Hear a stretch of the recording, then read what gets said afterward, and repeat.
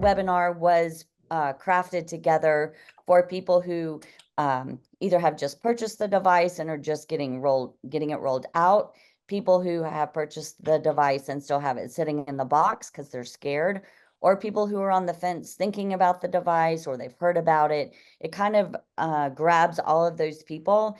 If there's a whole nother webinar series that Laurie Johnson gives that takes a deeper dive into more complex cases and issues as you use the device more. So this is the baby course, is what we like to call it. So just stick with us here.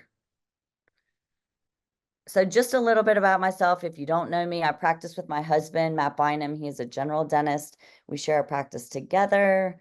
We have 3 boys and 2 puppies. I was just talking to Jordan. Jordan just got a new puppy. So if you're a dog mom or a dog dad, you know what that's like. And I am the queen. These are all XY chromosomes over here. No girl dogs. And our boys are all grown up now. They're all out of the house. I'm going to share a little bit about each of them with you. This is Matthew. Matthew lives in Florida. He actually just had to cut his trip to France short because of the hurricane. They had to fly home a day early. He sent me pictures of sandbags in his car. He's trying to get everything locked down. They haven't decided if they're going to stay or leave yet. They live outside Destin. But he got engaged to his girlfriend this weekend in France. I'm going to have to update these pictures now, these girls with these big old rocks. And this is Luke, our middle son, and he got engaged to Faith last month. And he is in dental school. And then this is John, and John is a junior at Clemson, and he is only dating Sal. Sal is at, she is in college also at Queen's University. My thing is making that noise again, y'all. So I'm trying to get Matt's computer rolling here. I have a feeling I'm going to lose you again. Can you hear me? You're good for right now. Yeah, you're good for right now. So. All right. So this is my dental practice. This is Holly Tree Pediatric Dentistry. And like I said, I practice with Matt, my husband, and I also run a tongue tie center. So this is the tot spot. And I always joke and say that if my practice catches on fire, this is what I'm taking out of it when I leave, is my laser, because super important piece of equipment, helps me do my job, helps me help a lot of families. And this is my tongue tie center.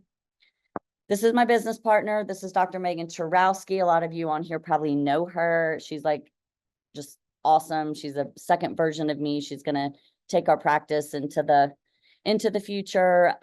She became my partner this year. She's crazy. She's fun. She's a great leader. She's a visionary like myself. And then we have our team, and we could not do any of this without this amazing team of women behind us. And then we are continuing to grow. We have Dr. Maria, who started with us last year.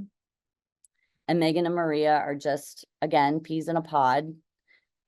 And we thought it was just going to be the 3 of us taking the practice forward. And then all of a sudden we let a boy into the club. So this is Dr. Bassem Nashed. Dr. Bassem started with us this summer. His wife works at another pediatric dental practice in town. And Chris, I think you and Jordan just had the pleasure of speaking with her in her office this week, because I think she got tired of hearing Bassem come home talking about using the sew-in, and their practice didn't have it. So they they literally pulled the trigger this week and got it. And this was his first day in the office. If it gives you any sense of just how we all get along, we just have a great culture. And it takes this to bring something like the sew-in and the sleeper 05 into your practice, because it is a new piece of technology. You have to have people with open minds, willing to change, willing to try new things.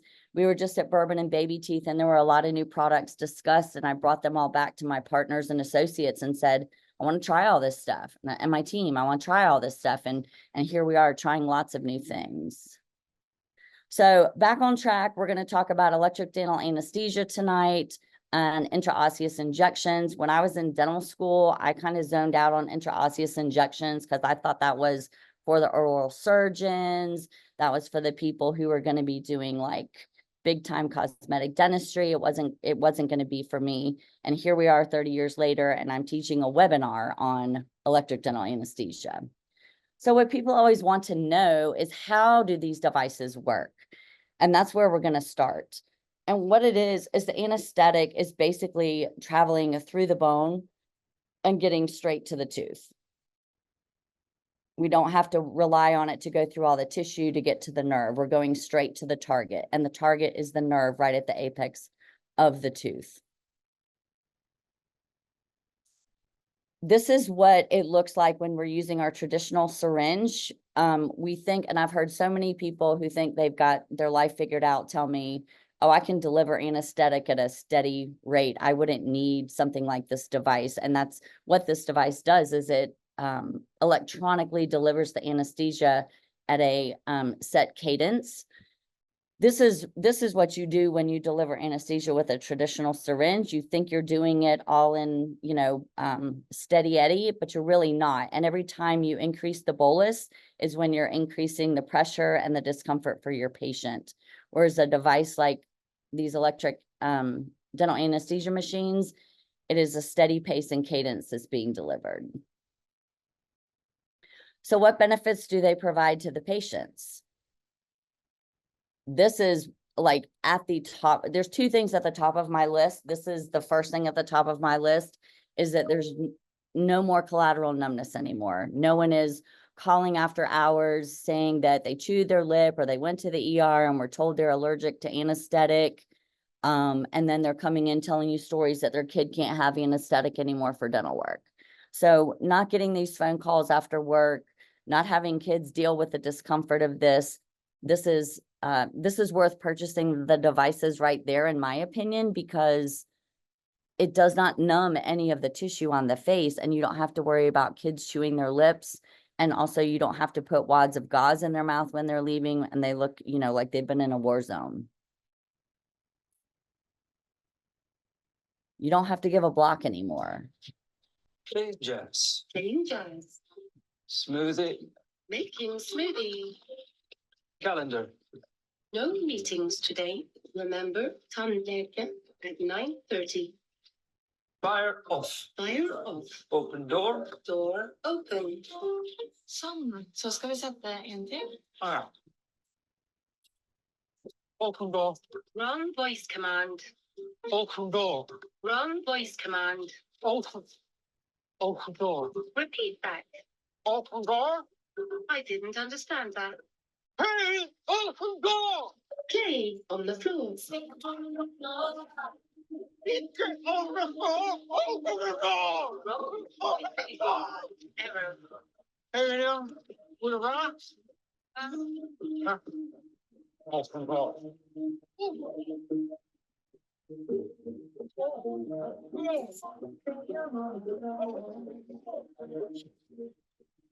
Fire. Fire, William. Fire.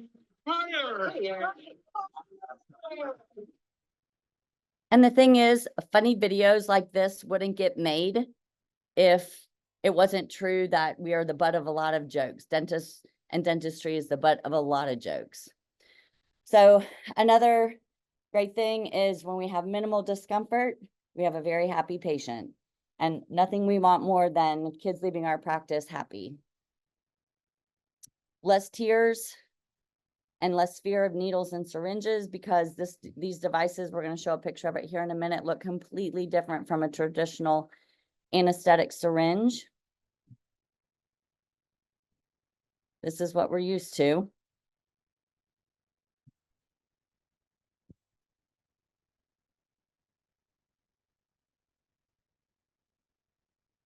Right? Patients running away, kids running out the door.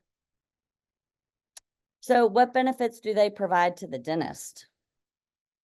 This is one of the main ones right here. If you add up how many times a day you give an injection, how many days you work, how many years you work, and you do all that math, this takes its toll of all the things we do and hold, all the instruments and hand pieces. This syringe probably is the number one thing that can take us out of dentistry, because it is a motion that is a push and pull motion. So there's no muscular effort afforded at all when using these devices. And this is a photo of what the sewing actually looks like. It looks like I tell people it's like the size of a curing light, but you hold it like a pen. And the cool part is it's going to numb the patient immediately. So the two takeaways are no collateral tissue is numb, and the patient, the tooth that you need to work on is numb immediately. It also allows for way more efficient treatment planning. You can get set in your mind what you want to get done. You're not worried about kids chewing on their lips. You can work bilaterally. You can up, down, side to side. You could do all 4 quads if you had a compliant patient and not a ton of dentistry to get done. And a less anxious patient creates a less anxious dentist, right? When we go in the room and the assistant tells us that, took half the appointment to get the kid in the chair, the mom is, like a hawk over us, watching everything we're doing. I mean, it is before we even pick up a syringe or pick up a handpiece, it is a stressful situation. So I feel like anything we can do in our field to reduce our stress makes us a better dentist and provider for our patients.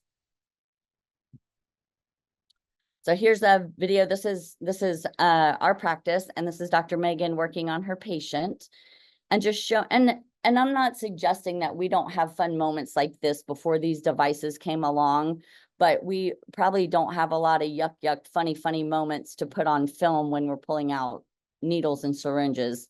But in this case, we did with the sewing.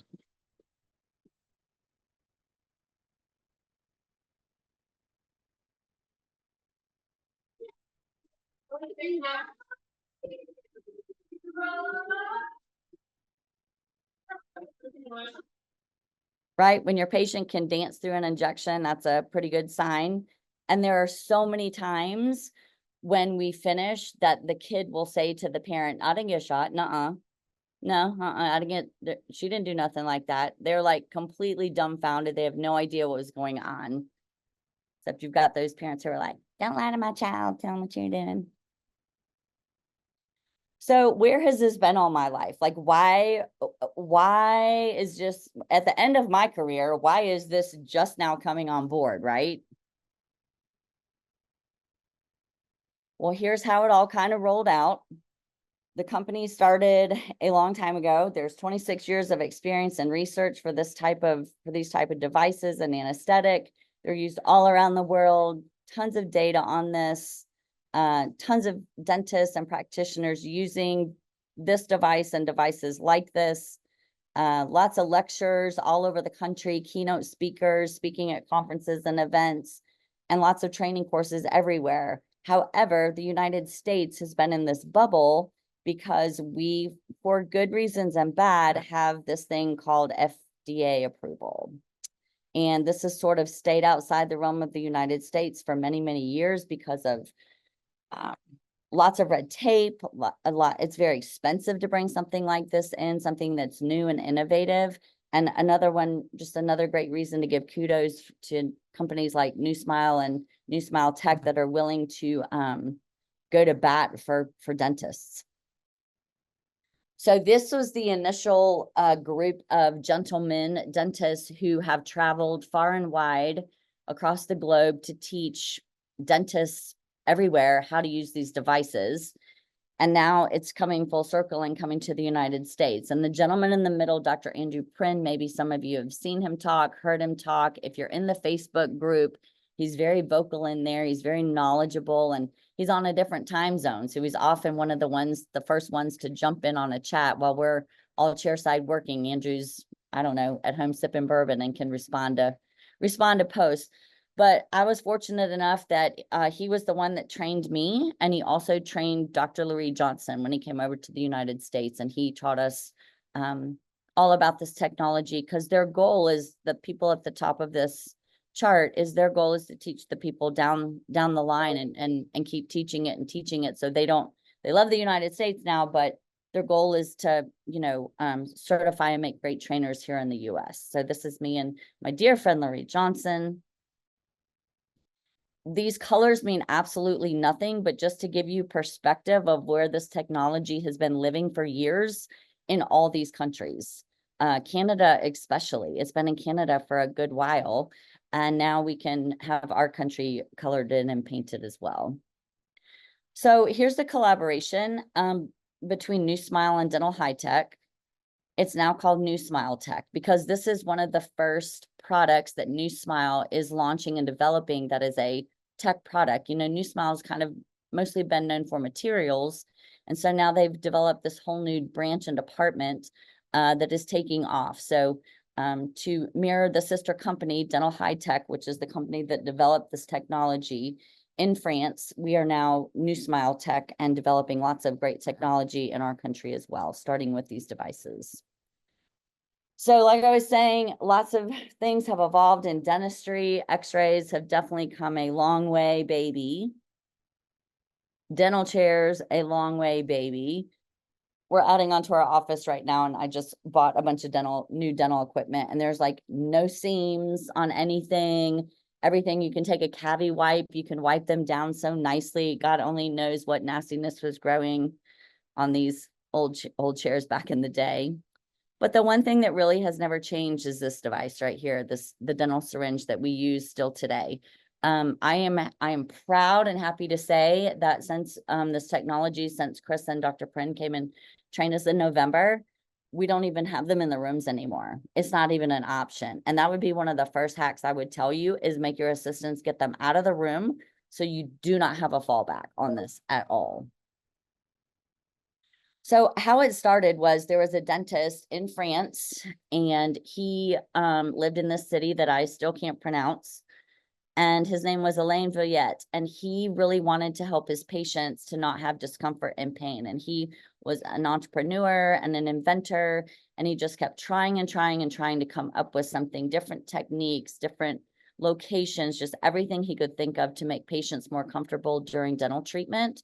And he finally figured out that if he could get the anesthetic to the apex of the tooth directly, he would have the most profound anesthetic and the happiest patient.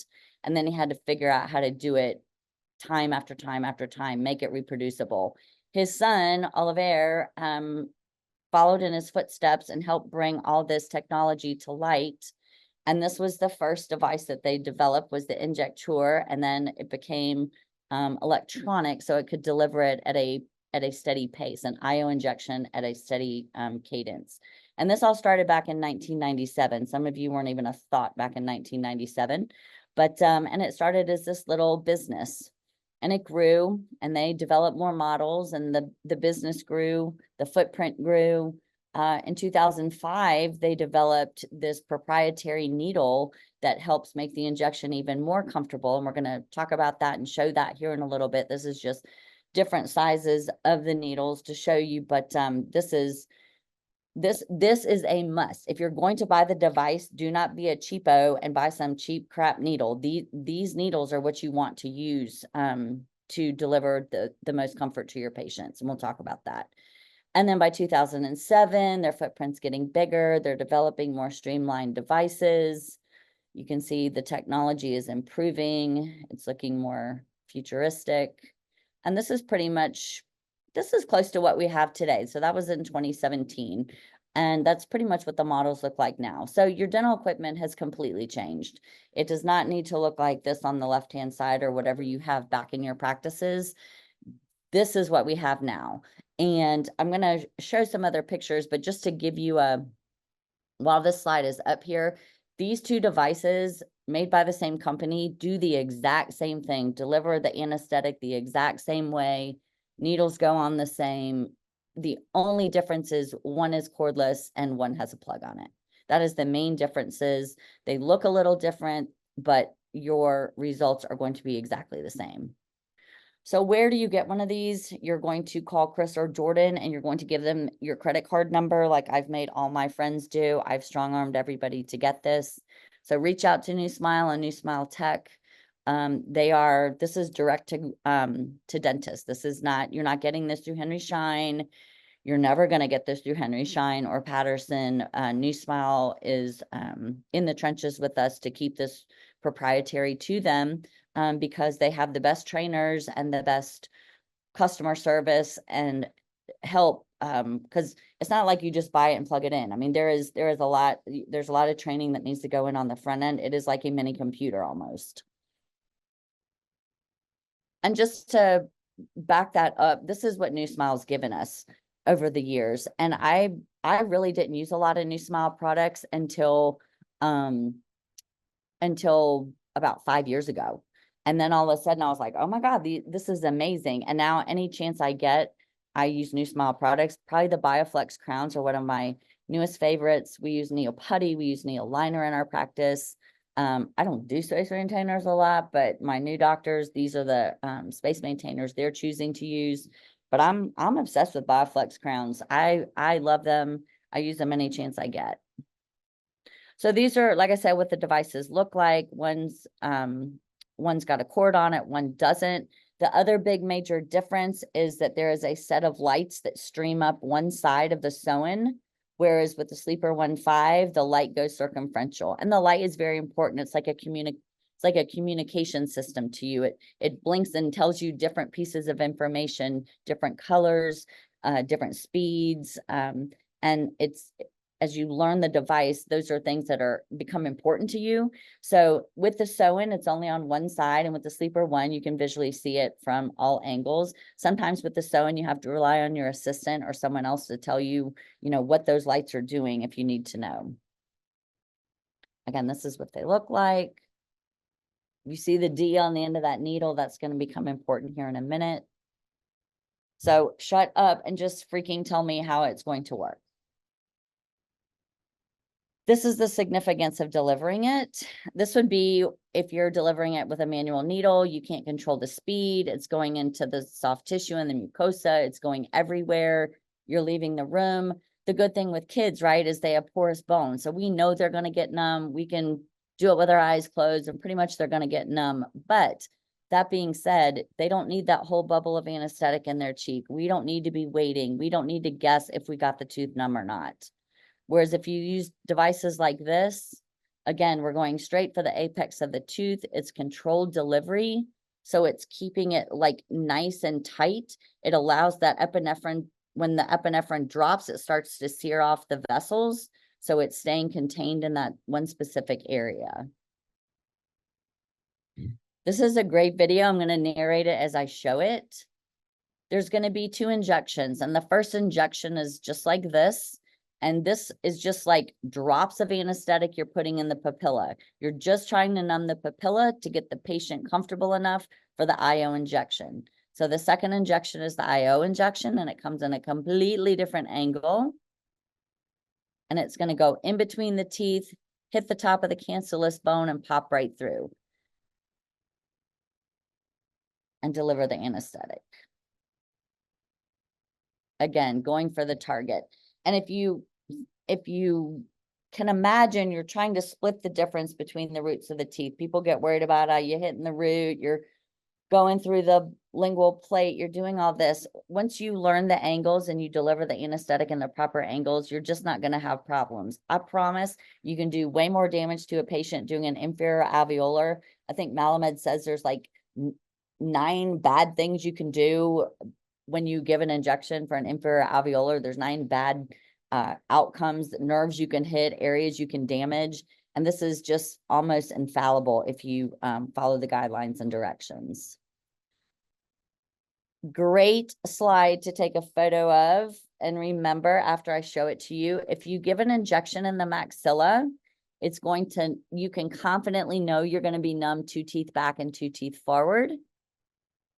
And on the mandible, if you give an injection, you can be confident it's going to take you 1 tooth distal and 2 teeth forward. Now let's think about that. We've got a 14-year-old kid, large masseters, grinds, plays football, whatever.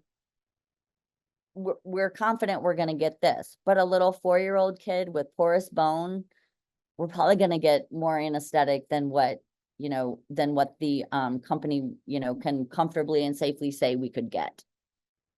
So think We have about your, a question on yeah, that. hit me. Um, so we had somebody that asked, if you're near the MF, how is there no soft tissue numbness? If you're near the what? The mental foramen, the MF?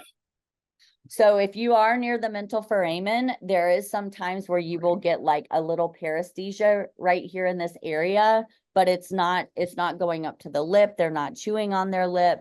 But also you're not, the place that you're injecting by the time your needle is buried should not really be close to the mental foramen at all. And these are little teeny tiny short needles. So can it happen? Yes. And when people say that there is a collateral numbness, it's more paresthesia than anesthesia. Does that help? I hope so. Yeah, that's good. Thank you. And Whoever I that apologize. I mispronounced that. What? No, I don't think I even heard it, to be honest. All right. So again, we're talking about the rule.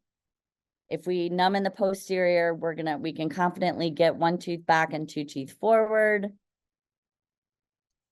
And the video kind of demonstrated this, but it is a 3-stage technique. So the first injection is we're numbing the papilla or the mucosa where we know we're going to give our IO injection. You're taking that needle out. You're taking the unit out of the mouth. You're letting your assistant rinse the mouth. Then you're going back in at the different angle and you're going to penetrate the bone and then you're going to deliver anesthetic. So it's literally 3 steps. This is a video that demonstrates the speed of the delivery of the anesthetic for the injection into the papilla. Nice and slow, nice and slow. So really cool story to tell. At Bourbon and Baby Teeth, we did little round tables and we had little stab labs and used the devices, chicken bones, and had some instructors. And at my table, I had a female dentist and she wanted to play with it on her hand. She wanted to give the papillary injection right here on her hand.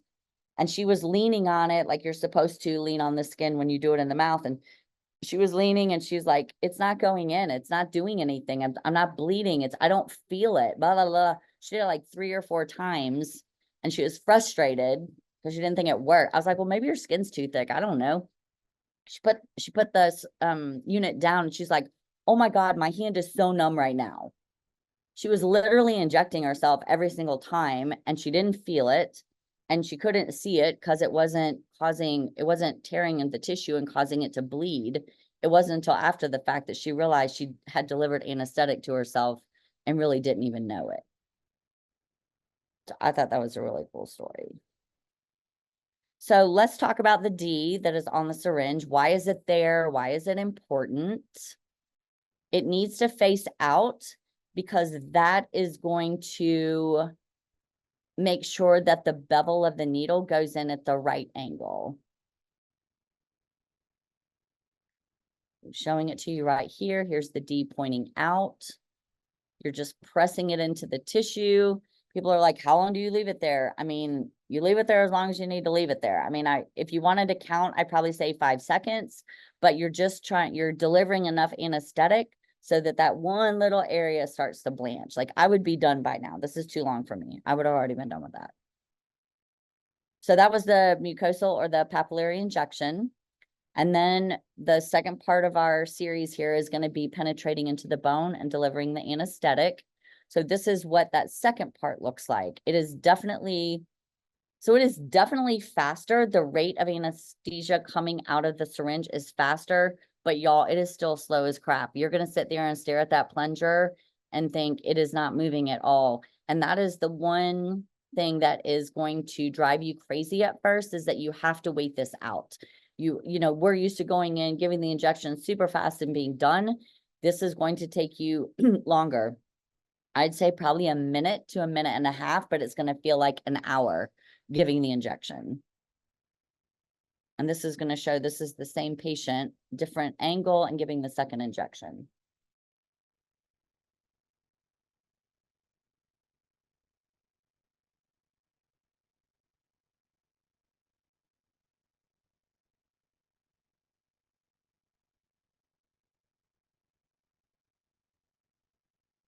So when I learned and when I trained, I was taught that you may hear or feel something that feels like the syringe popping through an eggshell or popping through like a carton on a Capri Sun or a milk carton.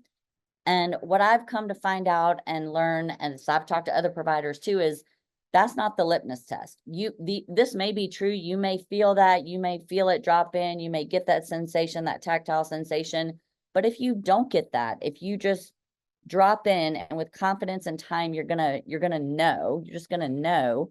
But sometimes you're gonna drop in and you're not gonna get that pop and you're still in. So I don't want this to be, I feel like some people at the beginning thought this was the litmus test. If you didn't get this popping sound or feeling, you were in the wrong place, you needed to take it out, you needed to readjust.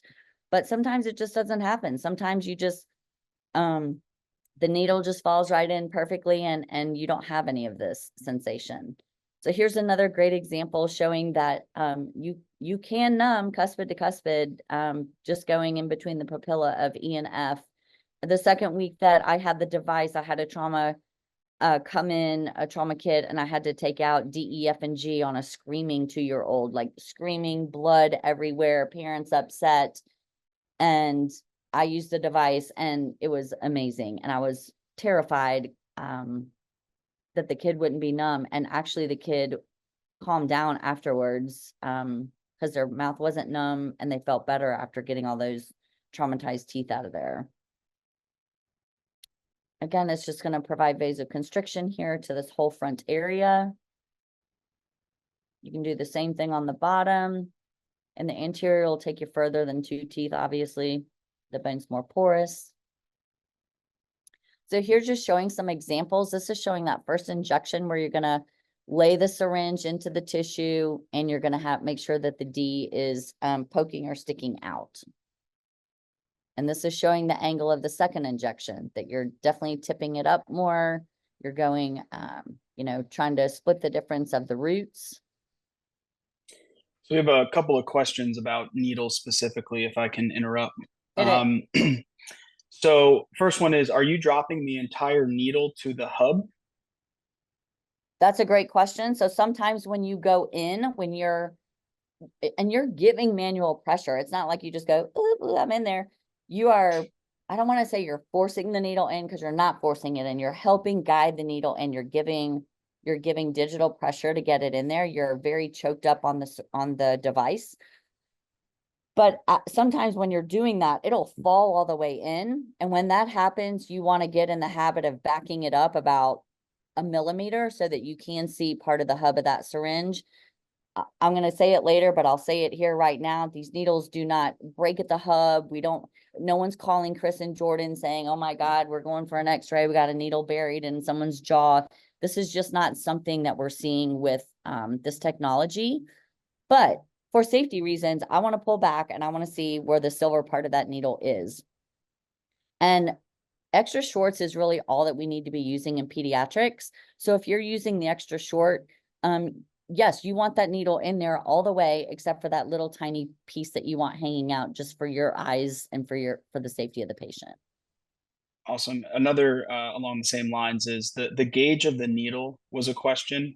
They're both 30 gauge. The green one, which is what you use predominantly for IO 99% of the time, is going to be 9 millimeters. And then the white one for other standard injections is going to be 16, but they are both 30 gauge. And if you can answer the second part of this question, is specifically about needle bends as you penetrate through the cortical plate into the cancellous bone. Does it ever bend? Yeah, that's what you're going to find is the most frustrating thing on your learning curve. Teaching students and other doctors, even on the chicken bones, to learn not to get that needle to bend. A lot of that has to do with, you're going to have to relearn tactile sense. You're going to have your angle perfect.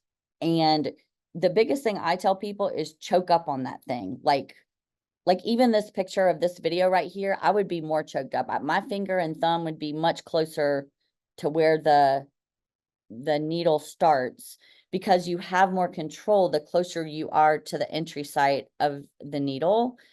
And yes, you're gonna get bending, but as you get better at this and you can start to see and feel the needle bend, you're going to readjust. You're not going to just keep pushing and let it bend in half and go, oh God, I screwed up the needle. You're going to catch yourself and go, oh my God, I need to like pull out, or I need to readjust or go into a different angle. And the best patients to practice on are sleeping patients. If you go to the hospital or do GA in your office, those are the best types of patients to practice with, or practice on team members or dental assistants and things like that. So I would say, and Chris and Jordan would probably agree, that bending of needles is probably the most frustrating thing that people express. But then it's like one day they just never bend a needle again. Yeah, it's definitely common in the beginning, part of that learning curve. The other part of it too is, and you're going to get into the needle design a little bit, but that needle is specifically designed for being able to penetrate through that bone. So it's super, super sharp. It's a double scalpel. It's patented. Have the patience. Let the needle do its job. Let the needle poke through. Have a little bit of patience, and you'll be fine. Why is Brian Richards raising his hand? Does he have a problem or a question? I don't know. No question from him. It just came up on my screen. It says Brian Richards has raised his hand. I thought maybe he wanted to add something. Maybe he wants to add something. I don't know. He can chat with you if he wants to. So here's just a little video showing a patient getting an injection. And see how the doctor is like, Dr. Alp is kind of like twisting it. You probably saw a little bit of that. You're good. We can write something. Excellent. Same video again. This is another patient. This is Dr. Marina.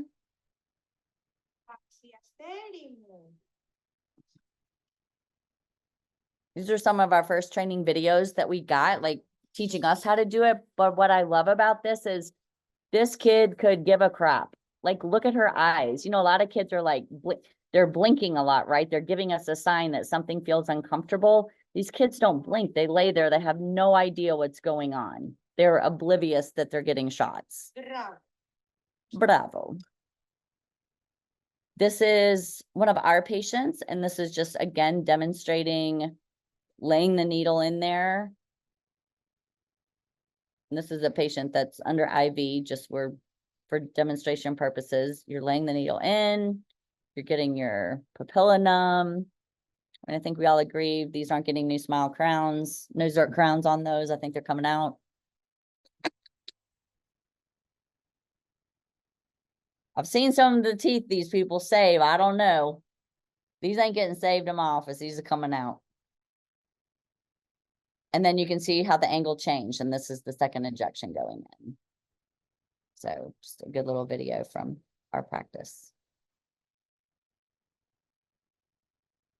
Are radiographs important? They are extremely important because the radiographs are going to tell you where the bone is. We get so hyper-focused on looking at the decay. And when we're using these devices, it's an intraosseous injection. If we don't have anything osseous to enter into, it's not going to work. So it's very important that we do have good bone. This would be an example right here. You've got to get these teeth out. You've got to do some work on this permanent molar. You can't go in between K and L. You've got to find some good bone, and that bone's going to be distal to it. And if you inject right there, the rule is you're going to get the tooth distal to it completely numb, and those two teeth in front of it are going to be numb. I'd be completely confident with this injection and treating and handling all three of those teeth. Here's just an example showing that you may see a bite wing and be like, oh, I don't have bone between those molars right there.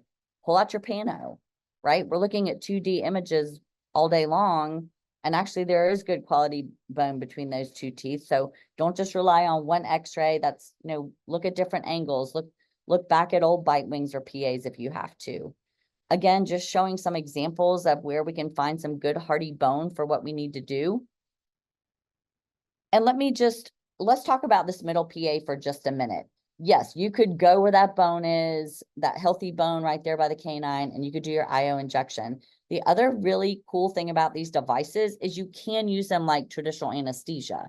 So let's say that primary molar was just maybe hanging there over retained in soft tissue, you can use the device and just infiltrate around that tooth and pop that tooth out also, and not fool with your IO injection. So you can use these devices to deliver traditional anesthesia as well. Again, just showing examples of how we need to rely on our x-rays to make sure that we make the best choice when we're going to deliver the anesthetic.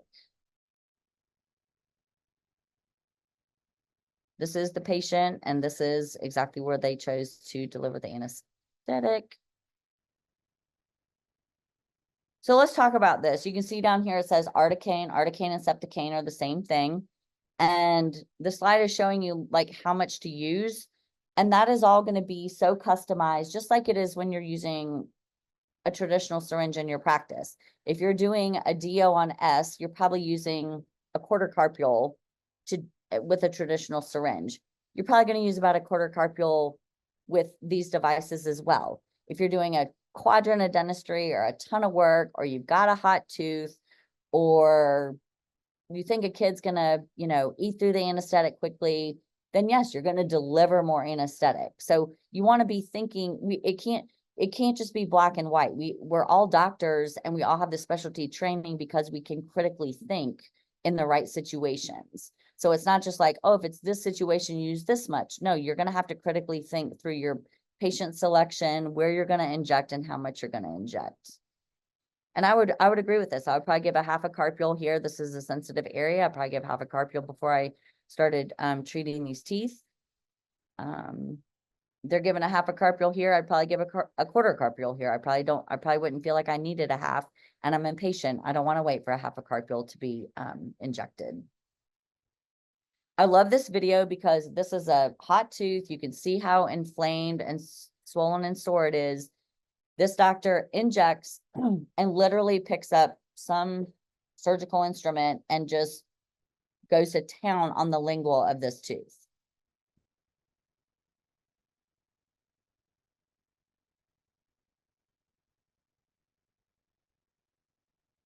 And you can see she's gone distal. She's looked at her x-rays. She knows she's got some good quality bone there. Obviously, to the mesial of that tooth would not be a good choice. Now she's given her second injection. She popped in. La, la, la. It takes forever and ever. But now I want you to watch this. Because we get asked a lot of times, like, what about the lingual? Is it numbing the lingual? How do we know it's numb on the lingual? If you can take a device, a tool like that, and do what this doctor's doing right here, it's numb on the lingual. And then at the beginning, when you're training, have your mirror with you. Make sure your assistant has your mirror clean. Look on the lingual. You're going to see that it's blanched. You're going to be confident and be like, oh, God dang it, blanched right there. I know my tooth is numb.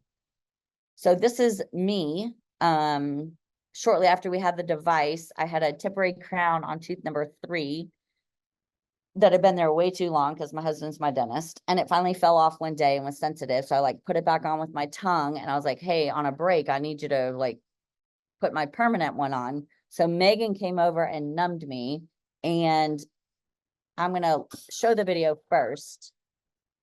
These are recommended just for children, but I'm kind of like a child. And also I do have I'm petite. I have my premolars out, but you see Megan's working. She is twisting and turning, and she's all choked up on the device, and she's working to try to get, and she popped in. She got in right there, and she starts her injection. And me as the patient, I could feel that. I could feel that pop happening. It wasn't anything bad, but I could feel it. So anyway, she finishes numbing me. My husband's not I'm his wife, so he's not gonna fiddle fart around with me.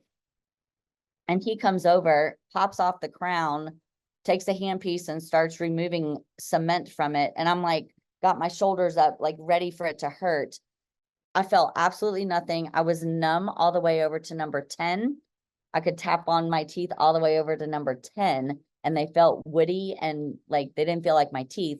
And my palate was numb all the way to the midline immediately.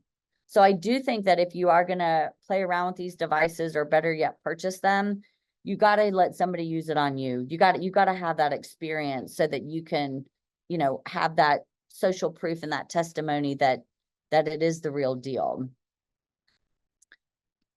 So why is there minimal, if any, discomfort? Why is there minimal to any discomfort is what I should be saying here, is we use a special needle, like Chris said. It's like got this special proprietary tip on it. I'm going to show you some pictures of it. We're delivering the anesthetic at a steady rate, and we're using the techniques that we're talking about learning and absorbing here. So this is what a standard needle looks like. It looks like it's nice and sharp, but if you look at it under SEM, it really isn't. It really is jagged, and it really tears through the tissue.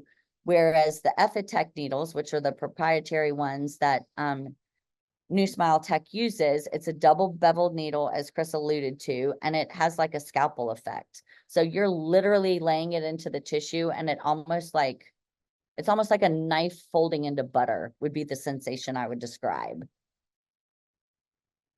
Do not get hung up on the slide.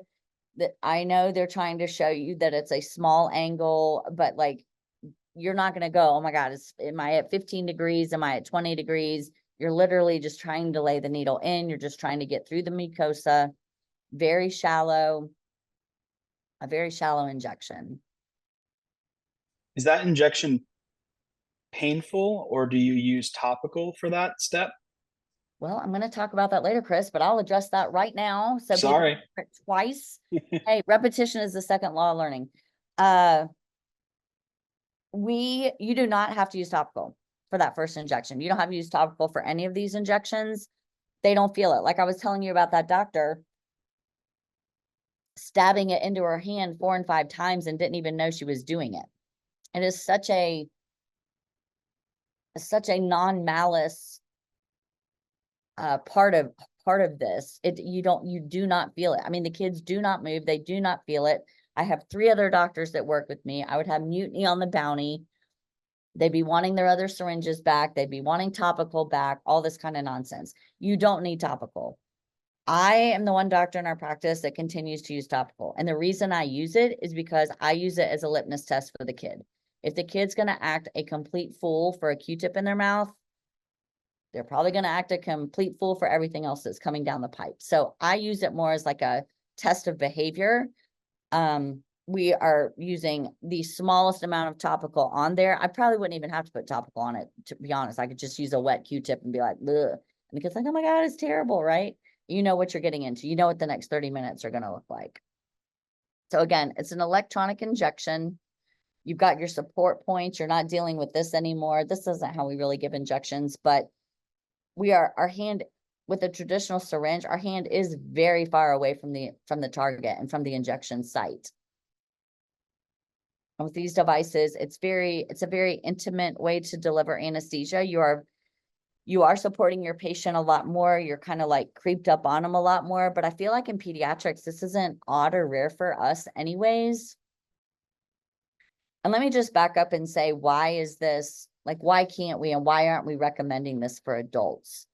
And the reason is that adults' bones are way too dense. Like all their bones have calcified, and we're not going to be able to sit there and wiggle and get these fragile needles to go through the bone. They're not going to penetrate the cancellous bone because there just isn't a lot of cancellous bone yet. It's all hardened and mineralized. So you're going to be fit to be tied to use it on adults. Now, having said that, we graduate patients in our practice when they turn 19, and we use it on everybody up to age 19. Chris, Jordan, and the company are not going to recommend or support that. But as a practicing wet fingered dentist, I will tell you, we use it on everybody. And when Dr. Bassam's wife, Dr. Marina, borrowed our unit 2 weeks ago, the day that they had it, they had a lot of older patients. And I recommend trying it on good 4 and 5-year-olds. And they ended up having to use it on lots of teenagers. And I really think it almost sold it to them more, because they were like, oh my God, it does work on these patients. The company's not going to stand behind that, because it is not, they want you to hit it out of the park every single time. And they don't know what kind of, mineralized bone some of these older patients may have. So some final thoughts here, some benefits and conclusions I'd like to share. The onset of anesthetic is immediate. So people are like, well, I want to go check for recalls. Go check for recalls. No one gives a crap. All this does is give you opportunities. This builds more opportunities into your schedule.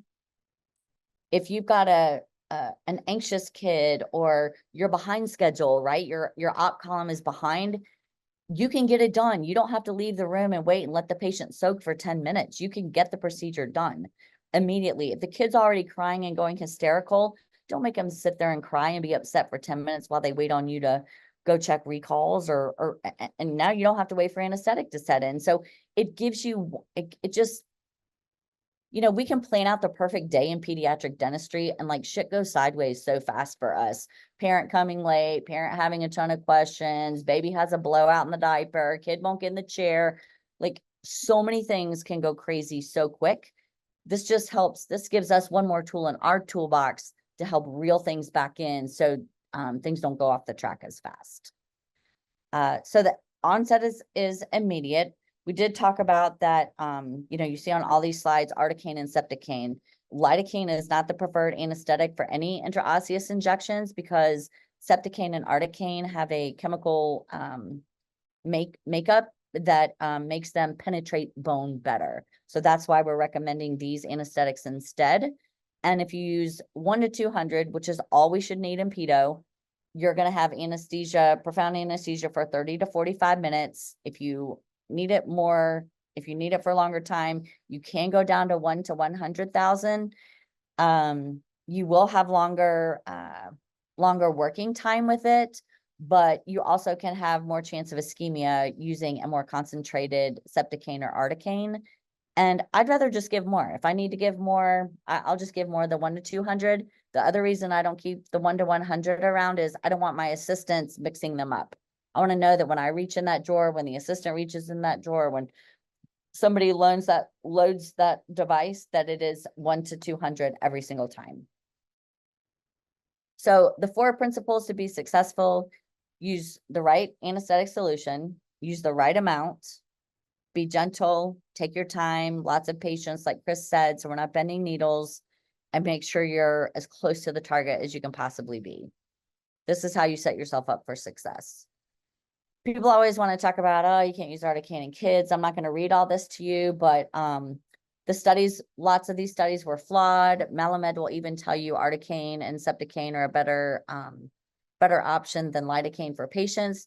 We just got sucked into the, you know, Henry Schein and Patterson selling us lidocaine. That's just what we all got sucked into, and no one ever really explained or educated us that there were other options. So it is completely safe to use on kids under age 4. The one study that we all go back to and want to quote, the studies weren't started on kids until age 4. So anyone in the 4 and under age group wasn't even included in the study.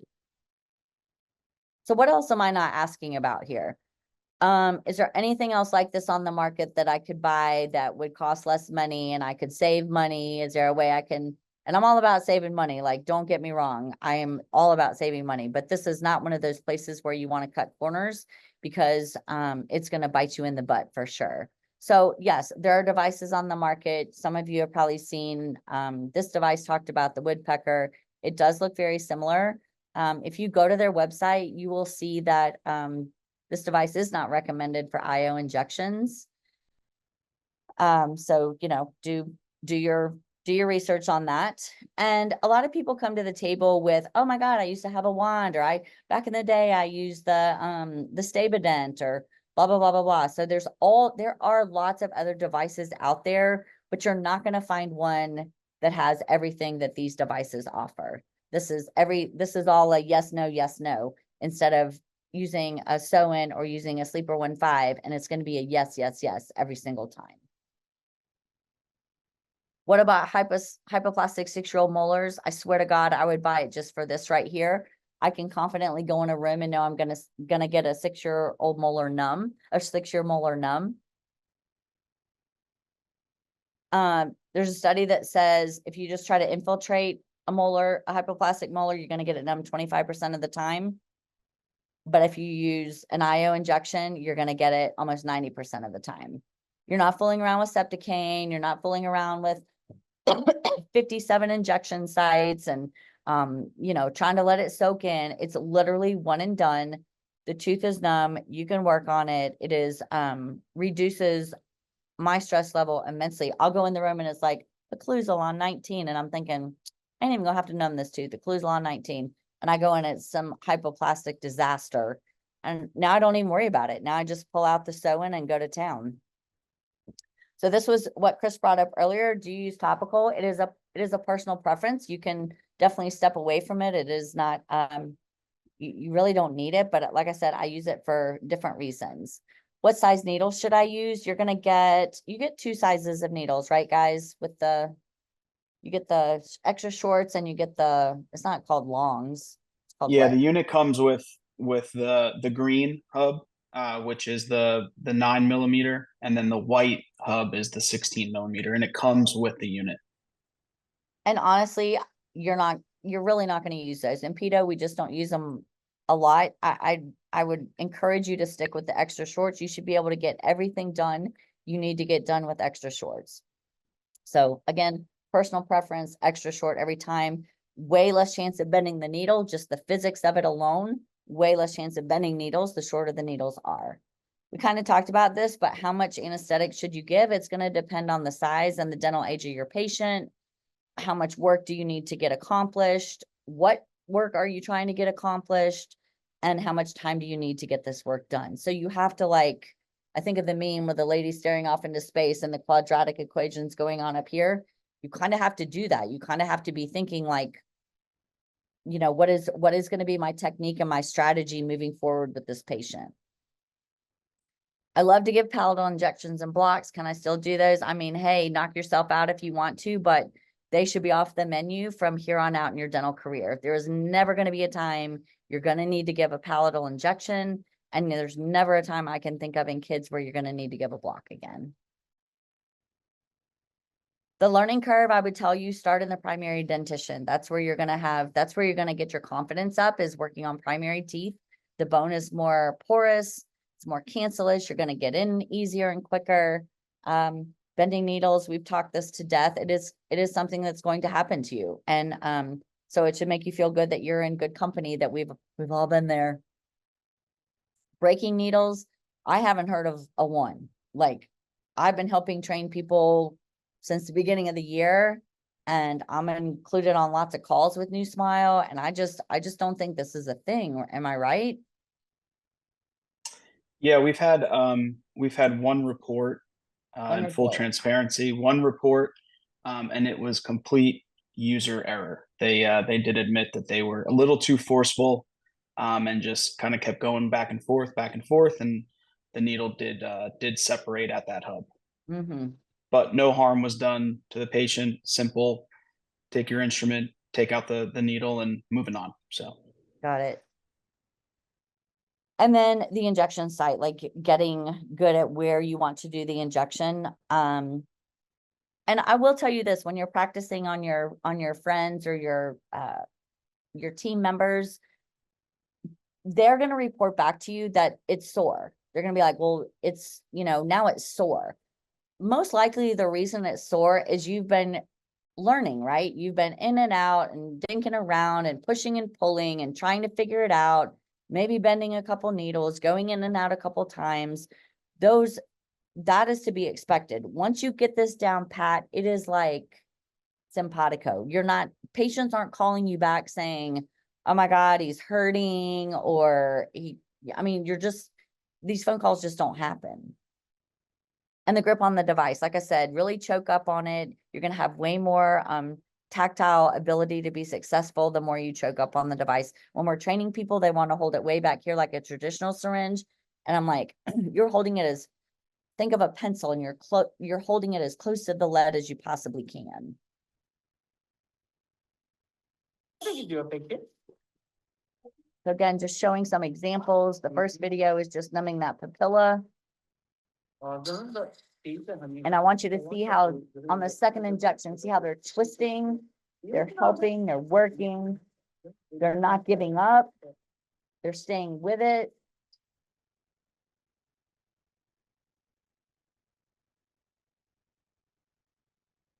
There's an ambulance, I don't know why. But eventually they get in. So remind me again why I would want to buy this. Immediate action, anesthetic onset, immediate. Predictable anesthesia. Remember, if for no other reason, the 6-year-old molars. Full predictability that you're going to get them numb.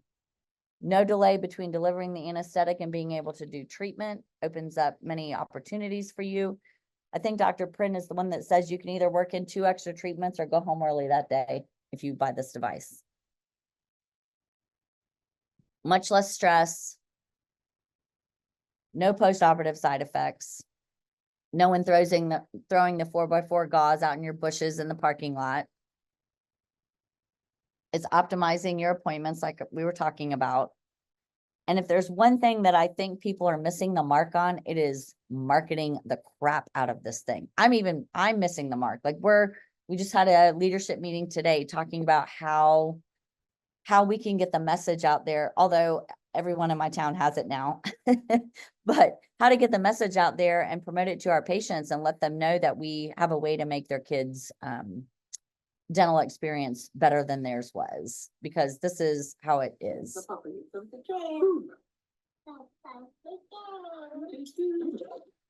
Right? Given that first inferior alveolar injection. My son, who's a D2, he's coming home next weekend, and we're going to let him play around and use the device as well. So what do they cost? That's what everybody wants to know. I feel like the price point is very reasonable. I will tell you, in the time that I purchased it, and I purchased them, the price has gone up once or twice already because it is a hot commodity. And I would tell you, if you're on the fence about it, I mean, everything's going up. Everything is expensive. So if you're on the fence about it, you probably want to jump before there's another. I'm not trying to pressure anybody, but I'm just saying, like, the price isn't going to go down. It's going to continue to go up. So the units themselves, just put all this on the screen at once. If you buy the sew-in, which is the cordless unit, it's $29.50. If you buy more of them, you do get a price break. Same thing with the Sleeper 1.5. It's $2,700, and you get a price break if you get more of them. Chris or Jordan, can you please speak to what the warranty is, what you get in your butt, like how many needles, how many cartridges, like all that? Yeah, go ahead, Jordan. Yeah, so with each device, you're going to get 200 of the 9mm needles, which are the green ones. You'll get 100 of the 16mm. You'll also get 5 of the autoclavable containers. And that's the thing that the little, that your Septicane sits in, and the packaging says, run it through the machine 50 times. 1, ain't nobody counting if you ran it through 50 times. But 2, you can use them more than 50 times. It's just once you see them start to crack and break down, you want to think about getting rid of them and getting some more. So how am I going to learn to use the device? Because again, it is like a mini computer when it comes to you. You're going to do some training. And that's what these wonderful people here are for. We've got Chris. Here's all his information. Jordan, you and I've got to get a picture, my guy, next time we're together, so I can put you up here as well. But these are your people, and they are more accessible than, I mean, me going next door and like, I can call my vet who's next door and not expect a phone call back. And these people are here for you. They're here to help you. They want you to get it right. And they want you to help your patients. So excellent training. This is also Erin Binford. She's new to New Smile, and she's a great trainer as well. So there's her information. How are you going to learn to use it? Again, Dr. Andrew Prin can help. Chris and Jordan, depending on your situation, you can reach out to them. If you have a big group of people that wants to get trained, if you have a connection with a residency program, a study club, we are more than happy to jump on and do webinars just like this, and teach and train people in your community. And they can get CE credit for it. And it can be like your study club one night, and we can zoom in and help you with that at any time. But this was the day that Dr. Prin came and trained our office. And then we did a study club that night. And this is Greenville's finest right here. And I want to say at least 15 offices now have this device in Greenville. I'd have to circle back with Chris, but I would say at least 15 practices bought it because it was social proof. Everybody was using it and trying it. I mean, crazy. And one thing that's been added, I guess kind of recently, right before the summertime, I would say, is this Facebook group. It's a wonderful group to jump into, whether you have the unit or not. You're thinking about getting the unit, you're a student, you're a resident, you know somebody who would be interested in it. This group is so safe to ask questions in. Like, you will not feel stupid at all in there. You can be like, I bent 20 needles today, or I couldn't get a kid numb, or my pedal and my handpiece were doing something wonky and I don't know why. It's a very safe group to get questions answered very quickly.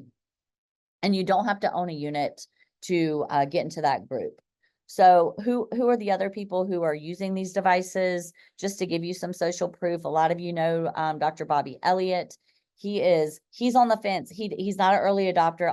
He's one of my best friends in our profession, but he was very hesitant to get it. Finally got it. And it says, so I'm working overtime today like a boss. This is the work I did. Parents were blown away. 5-star Google review, people. Hello. You can't, put a price tag on that. Thank you for all your education and tips. Larry said, great job. And we just said, we love hearing stories like this. We want to hear all the things. Dr. Brian Richards, who is somewhere lurking on this call, again, not an early adopter, but he's very scared of me and does what I tell him. And I told him to get this, so he did. And this is the first patient he used it on. I just did my first case with the sew-in trauma case. Couldn't even blow air on it before he used it. Used half a carpule. Kid never flinched. He got the whole treatment done and never felt a thing. And he said, Ann, thank you for selling me on this. It was more like gun to your head, get the thing and stop talking about it.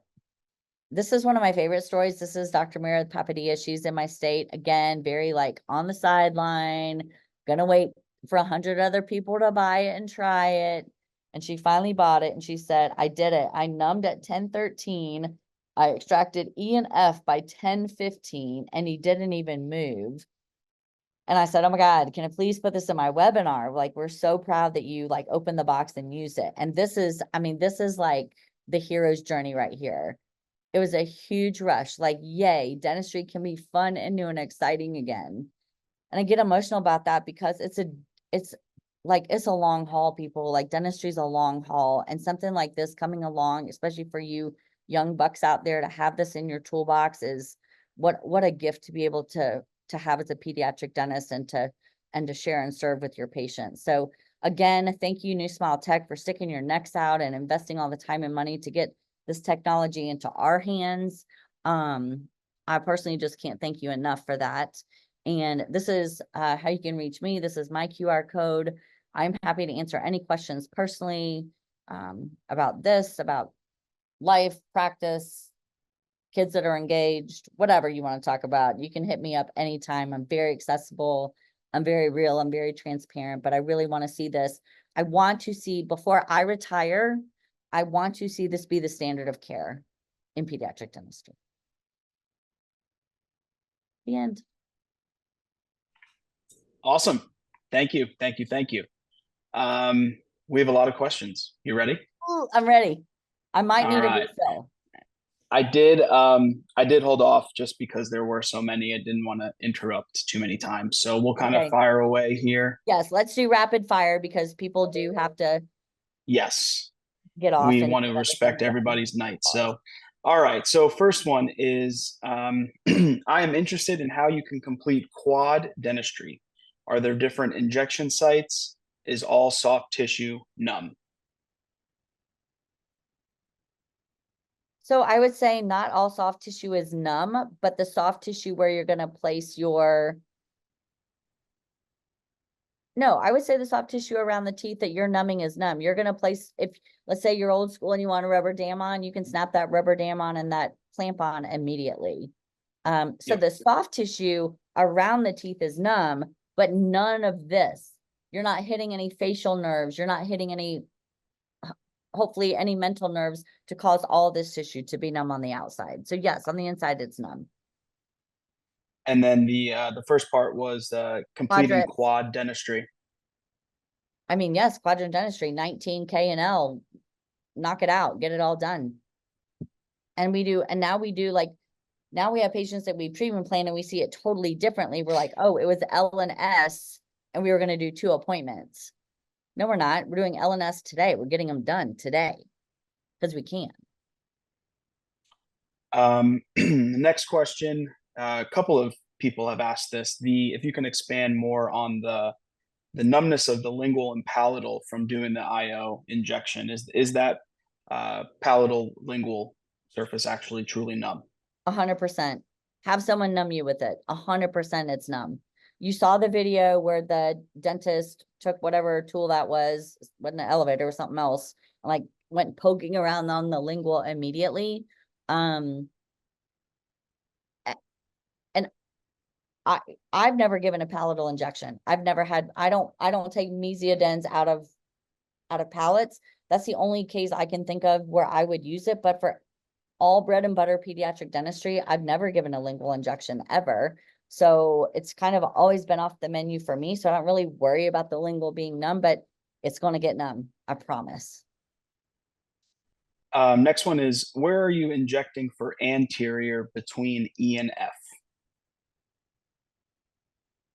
And it's kind of hard to say, but it kind of like that video showed, you're going right, but like right in that papilla, right in the chunky part of the papilla right there.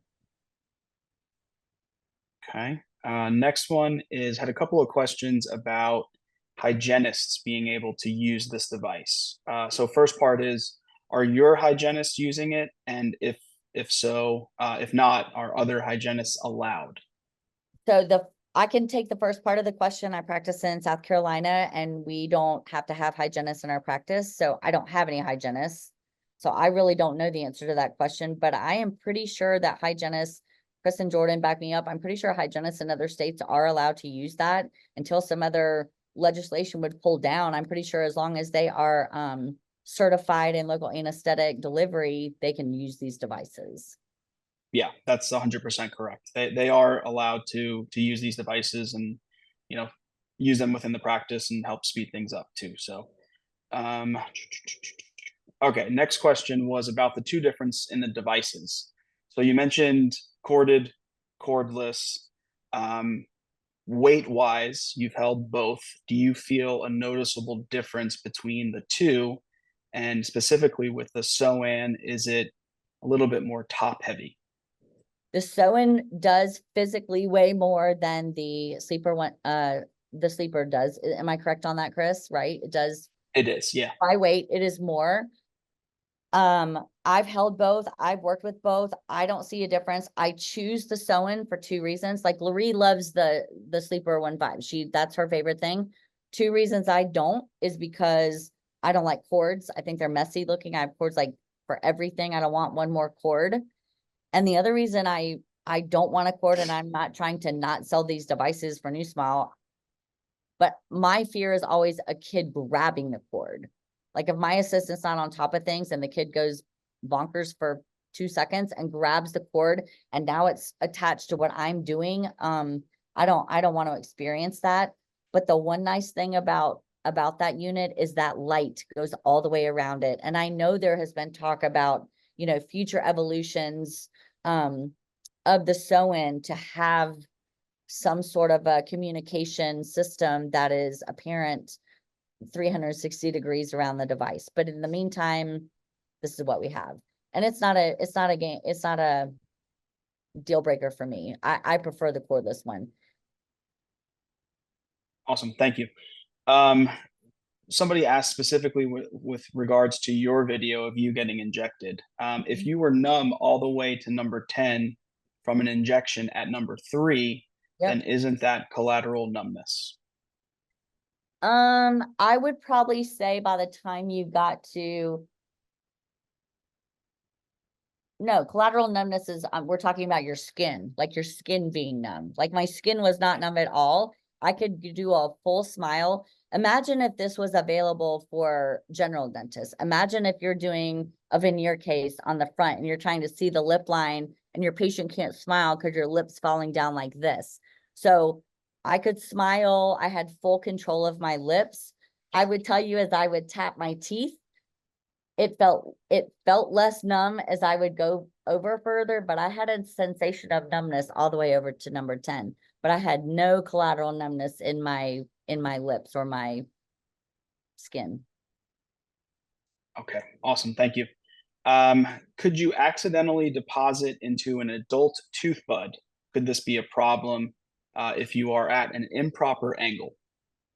Now listen here, nerd. This question gets asked every single time. And I love that you're asking it because you're thinking smart. You're thinking critically. First of all, the needle is not long enough.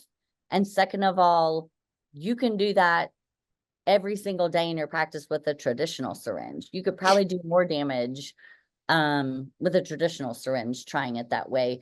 Is it possible? Yes, it's possible. Is it probable? No. All right. Couple of questions about contraindications. Besides needing actual bone, have there been any cases of permanent nerve damage, ischemia, due to the injection of the area or the tooth? Have not heard anything about permanent nerve damage at all because that's the beauty of it. You're not trying to give a blind injection. Melamed says as soon as you penetrate mucosa, we're all giving blind injections. We can all think we're the best injector in the world, but it's a blind injection once the tip of that needle passes through the mucosa. And when we're giving this injection, we're going into the bone. We're not anywhere near a live exposed nerve that we could tease or damage. But so as far as that, no, I haven't heard of any permanent nerve damage. But I do know there are some cases of ischemia that can be a side effect of any intraosseous injection, no matter what device you're using. Minimal, rare is what I would say. And what about any medical history to avoid? Hemophilia, heart patients, avoid epi, things like that. Kids that need to, if you have a reason with a traditional, who are these people on this call tonight? I've never had such amazing questions like this. Really good. Yeah. People are usually like, how do you put the thing in the thing? These questions are amazing. You're making me think. But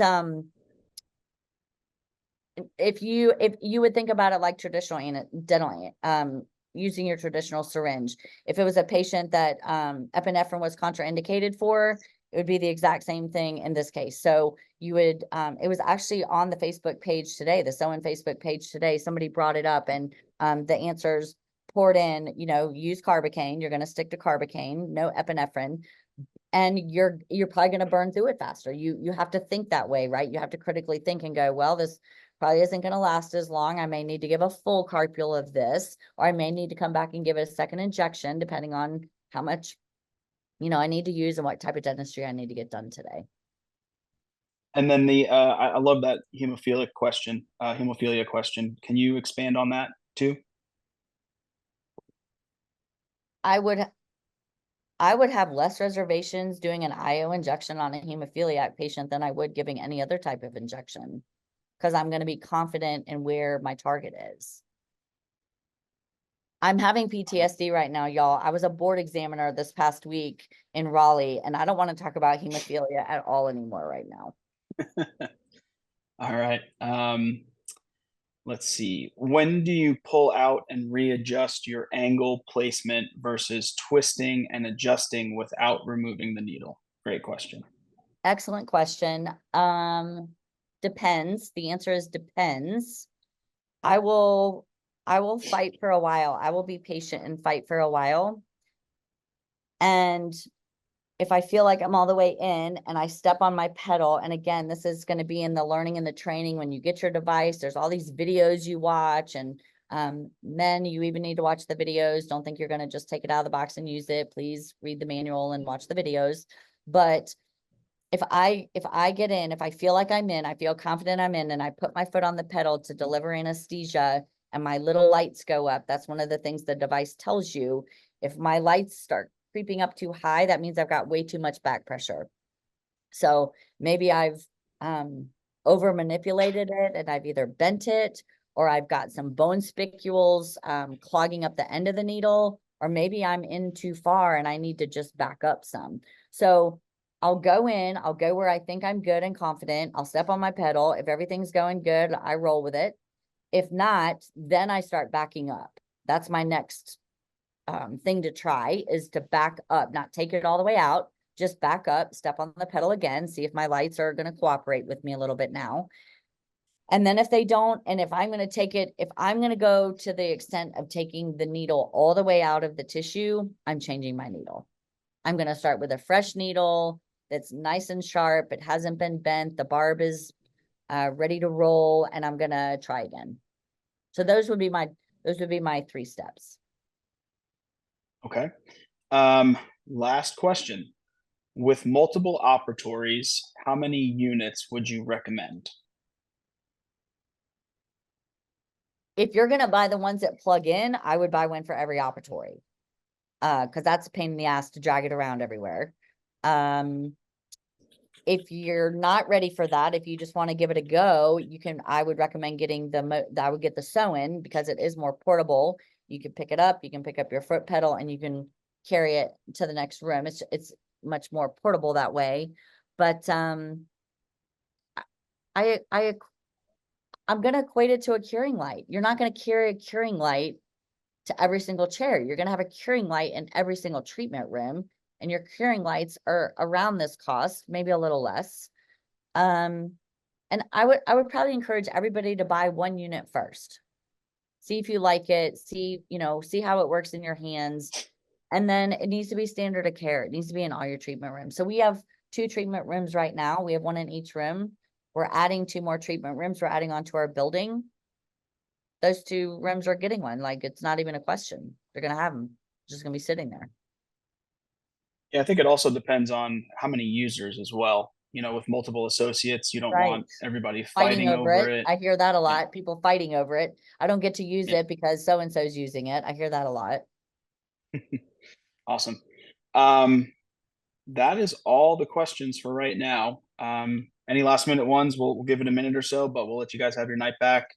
I'm gonna let Jordan, while we're waiting here, just let Jordan kind of talk through the training and onboarding process. It is, we have tons of resources, like Dr. Bynum said, tons of videos. We do a bunch of one-on-ones as well, but I'll let Jordan kind of talk through that process so you guys And know can I just once comment you on that? I just want to give you guys kudos on that, because I was really early to this party.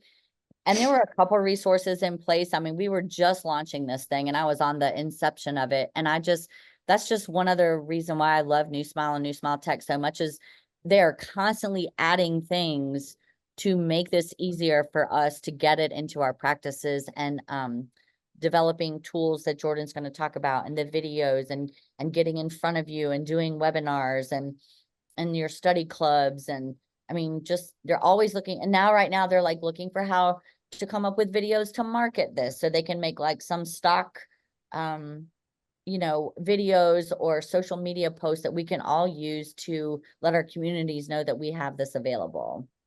Yeah, and resources for parent education as well. Right. I know that's a hot topic right now. So yeah, we are working on those things. We're still a work in progress, but yeah, Jordan, if you want to shed some light on that training and onboarding. Yeah, definitely. So first things first is I'd ask that you would complete the onboarding modules. And for those, you would actually receive 100 free needles as well, just for completing that. And then afterwards, we would actually jump on a virtual meeting for a training as well, to kind of go over your foot pedal settings, a little bit more into the technique and everything else, just to kind of, further reiterate those onboarding modules. Then after that, you should be able to find success, pretty shortly after. Awesome. Yeah, I mean, with between myself and Jordan and Aaron, majority of our day is spent on these one-on-one trainings, FaceTimes, text messages, and mentioned it. We're readily accessible, so we're here to help. We'll hold your hand as much as you want us to, but we do have plenty of resources. We don't want you to feel like you're just being handed something and saying good luck. So, Well, and um, business being business, if they're not happy with this product, they're gonna stop buying every other product that New Smile sells. Right. So, a huge vested interest to keep your clients happy with this product. Yep. Yeah, and Yeah, we fully definitely. recognize that there's a huge, there's a learning curve with this. So again, the resources that are available are, we want you to be successful. So we'll help you out as much as you need us. But no other questions have come in. So on that note, we will let everybody have their evening back. Dr. Bynum, thanks again. Everybody, please feel free to reach out to myself, Jordan, Aaron, and Dr. Bynum, and Dr. Prin. Next webinar is October 9th. Yep. So look for that. We'll have one on October 9th, and we'll also have another one, more of a advanced mastering webinar on the 23rd of October with Dr. Laree Johnson. So everybody have a great night. Thanks again, and we will see you on the next one. Have a good night, guys.